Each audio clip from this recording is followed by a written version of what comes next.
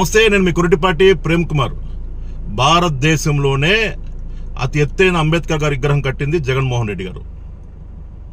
Chandrababu government ఉన్నప్పుడు 2014 నుంచి 19 వరకు అంబేద్కర్ గారి బొమ్మ నేను కడతాను రాజధాని అని చెప్పి మోసం చేశాడు.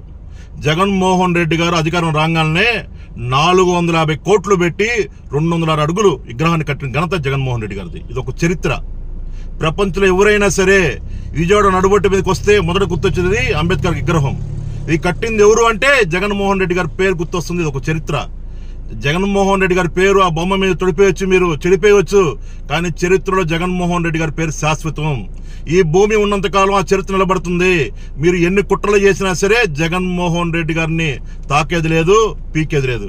గుర్తుపెట్టుకోండి, మీరు ఏం చేసినా సరే మేము ఓర్చుకున్నాం, కానీ అంబేద్కర్ విగ్రహం గారి జోలికి వస్తే కొడకల్లారా ఒక్కొక్కడిని కోసి పడేస్తాం. గుర్తుపెట్టుకోండి.